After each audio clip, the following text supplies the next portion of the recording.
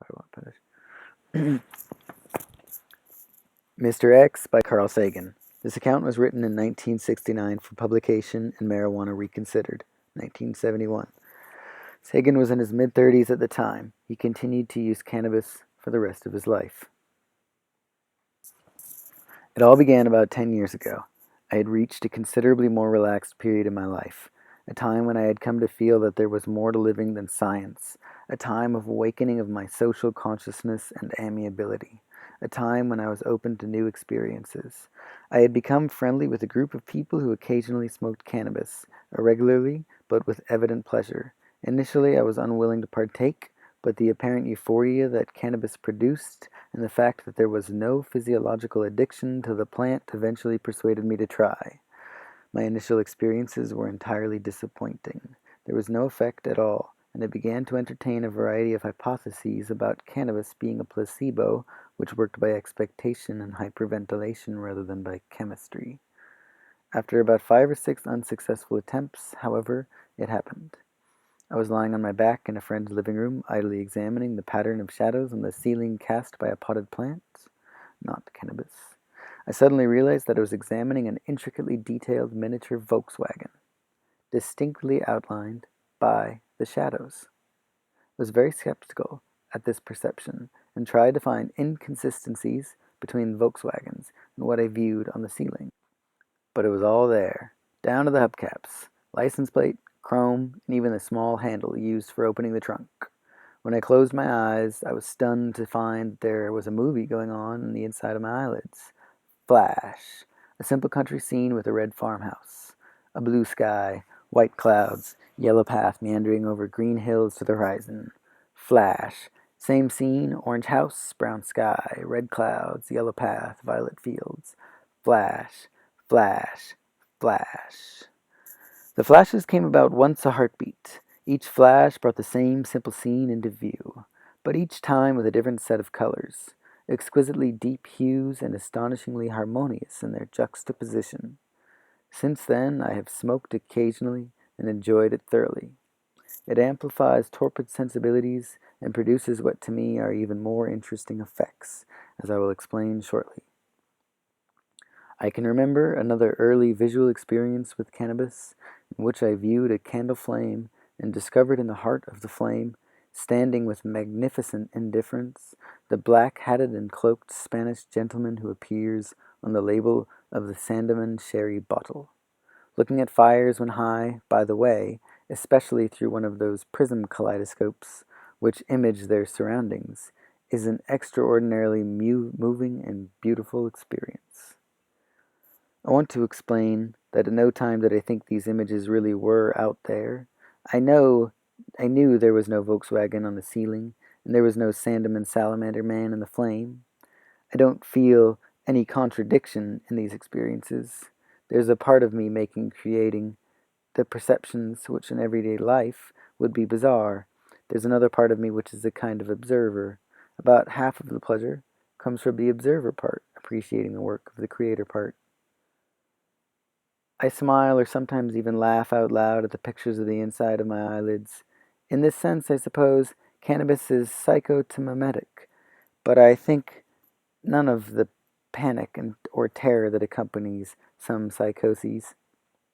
Possibly this is because I know it's my own trip, and that I can come down rapidly anytime I want to. While my early perceptions were all visual, and curiously lacking in images of human beings, both of these items have changed over the intervening years.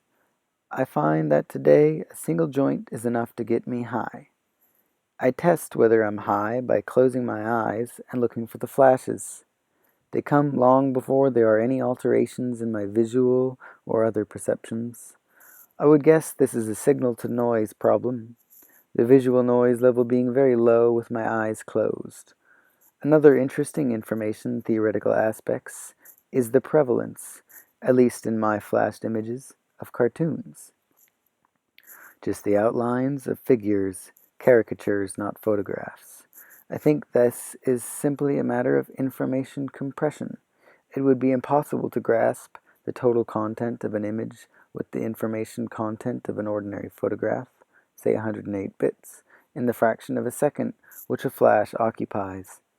And the flash experience is designed, if I may use that word, for instant appreciation. The artist and the viewer are one. This is not to say that the images are not marvelously detailed and complex. I recently had an image in which two people were talking, and the words they were saying would form and disappear in yellow above their heads, at about a sentence per heartbeat. In this way, it was possible to follow the conversation. At the same time, an occasional word would appear in red letters among the yellows above their heads. Perfectly in context with the conversation, what if one remembered these red words, they would enunciate a quite different set of statements, penetratingly critical of the conversation. The entire image set which I've outlined here, which I would say at least 100 yellow words and something like 10 red words, occurred in something under a minute.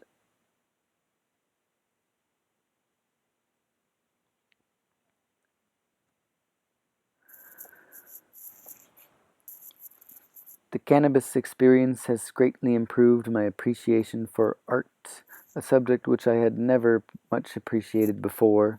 The understanding of the intent of the artist, which I can achieve when high, sometimes carries over to when I'm down. This is one of many human frontiers which cannabis has helped me traverse. There also have been some art-related insights. I don't know whether they are true or false, but they were fun to formulate. For example, I've spent some time looking at the work of the Belgian surrealist Yves Tanguy. Some years later, I emerged from a long swim in the Caribbean and sank exhausted onto a beach formed from the erosion of a nearby coral reef. In idly examining the arcuate pastel-colored coral fragments which made up the beach, I saw before me a vast Tanguay painting. Perhaps Tanguay visited such a beach in his childhood. A very similar improvement in my appreciation of music has occurred with cannabis. For the first time, I have been able to hear the separate parts of a three-part harmony and the richness of the counterpoint. I have since discovered that professional musicians can quite easily keep many separate parts going simultaneously in their heads. But this was the first time for me. Again, the learning experience when high has at least to some extent carried over when I'm down. The enjoyment of food is amplified. Tastes and aromas emerge that for some reason we ordinarily seem too busy to notice. I am able to give my full attention to the sensation. A potato will have a texture, a body, and taste like that of other potatoes, but much more so. Cannabis also enhances the enjoyment of sex. On the one hand, it gives an exquisite sensitivity, but on the other hand, it postpones orgasm. In part by distracting me with the profusion of images passing before my eyes. The actual duration of orgasm seems to lengthen greatly, but this may be the usual experience of time expansion which comes with cannabis smoking. I do not consider myself a religious person in the usual sense, but there is a religious aspect to some highs. The heightened sensitivity in all areas gives me a feeling of communion with my surroundings, both animate and inanimate.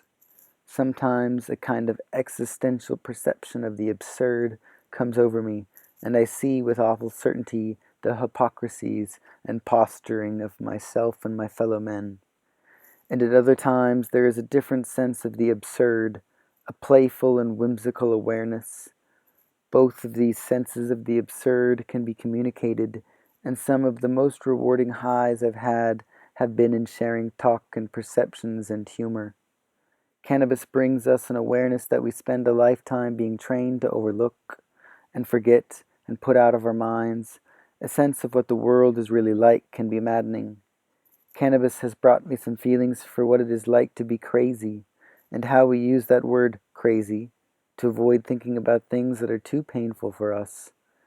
In the Soviet Union, political dissidents are routinely placed in insane asylums. The same kind of thing, a little more subtle perhaps, occurs here. Did you hear what Lenny Bruce said yesterday? He must be crazy. When high on cannabis, I discovered that there's somebody inside and these people we call mad. When I'm high, I can penetrate into the past, recall childhood memories, friends, relatives, playthings, streets, smells, sounds, and tastes from a vanished era. I can reconstruct the actual occurrences in childhood events only half understood at the time. Many, but not all of my cannabis trips have somewhere in them a symbolism significant to me which I won't attempt to describe here, a kind of mandala embossed on the high. Free associating to this mandala, both visually and as plays on words, has produced a very rich array of insights. There is a myth about such highs. The user has an illusion of great insight, but it does not survive scrutiny in the morning. I am convinced that this is an error, and that the devastating insights achieved when high are real insights. The main problem in putting these insights in a form acceptable to a quite different self is that we are, when we're down, quite different the next day. Some of the hardest work I've ever done has been to put such insights down on tape or in writing. The problem is that 10 even more interesting ideas or images have to be lost in the effort of recording one. It is easy to understand why someone might think it's a waste of effort going to all that trouble to set the thought down, a kind of intrusion of the Protestant ethic. But since I live almost all of my life down, I've made the effort. Successfully, I think. Incidentally, I find that reasonably good insights can be remembered the next day, but only if some effort has been made to set them down another way. If I write the insight down or tell it to someone, then I can remember it with no assistance the following morning. But if I merely say to myself that I must make an effort to remember, I never do. I find that most of the insights I achieve when high are into social issues, an area of creative scholarship very different from the one I am generally known for. I can remember one occasion, taking a shower with my wife while high, in which I had an idea on the origins and invalidities of racism in terms of Gaussian distribution curves. It was a point obvious in a way, but rarely talked about. I drew the curves in soap on the shower wall and went to write the idea down. One idea led to another, and at the end of about an hour of extremely hard work, I found I had written 11 short essays on a wide range of social, political, philosophical, and human biological topics. Because of problems of space, I can't go into the details of these essays, but from all external signs, such as public reactions and expert commentary, they seem to contain valid insights. I have used them in university commencements, addresses, public lectures, and in my books. But let me try to at least give the flavor of such an insight and its accompaniments. One night, high on cannabis, I was delving into my childhood, a little self-analysis, and making what seemed to me to be very good progress. I then paused and thought how extraordinarily it was that Sigmund Freud, with no assistance from drugs, had been able to achieve his own remarkable self-analysis. But then it hit me like a thunderclap that this was wrong, that Freud had spent the decade before his self-analysis as an experimenter with and a proselytizer for cocaine. It had seemed to me very apparent that the genuine psychological insights that Freud brought to the world were at least in part derived from his drug experiences. I have no idea whether this is in fact true, or whether the historians of Freud would agree with this interpretation, or even if such an idea has been published in the past. But it is an interesting hypothesis, and one which passes for scrutiny in the world of the Downs. I can remember the night that I suddenly realized what it was like to be crazy, or nights when my perceptions and feelings were of a religious nature. I had a very accurate sense that these feelings and perceptions, written down casually, would not stand the usual critical scrutiny that is my stock in trade as a scientist. If I find in the morning a message from myself the night before informing me that there is a world around us which we can barely sense, or that we can become one with the universe, or even that certain politicians are desperately frightened men, I may tend to disbelieve. But when I am high, I know about this disbelief, and so I have a tape in which I exhort myself to take such remarks seriously. I say, "Listen closely, you son of a bitch of the morning. This stuff is real." I try to show that my mind is working clearly.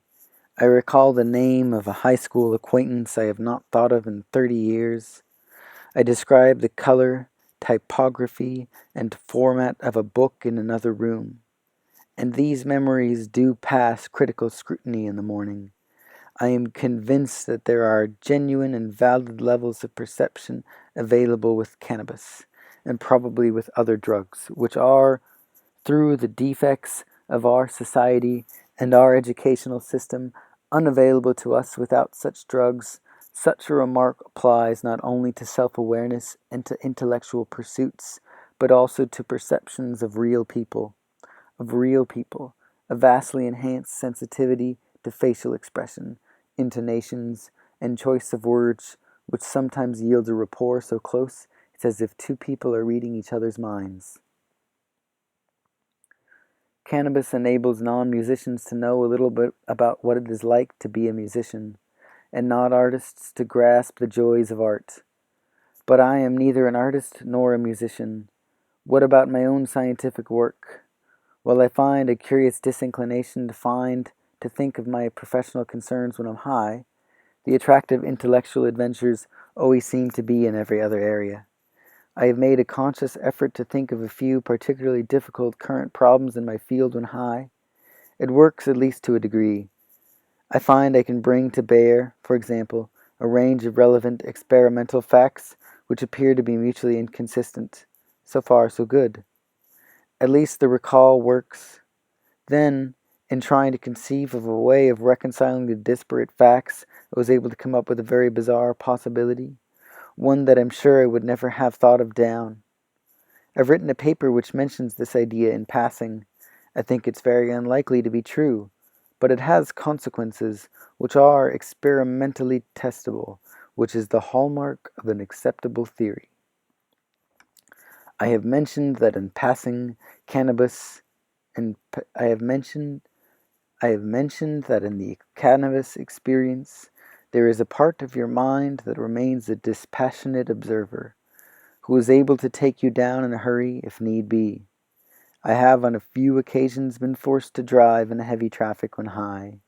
I've negotiated it with no difficulty at all, though I did have some thoughts about the marvelous cherry red color of traffic lights. I find that after the drive I'm not high at all. There are no flashes on the insides of my eyelids. If you're high and your child is calling, you can respond about as capably as you usually do.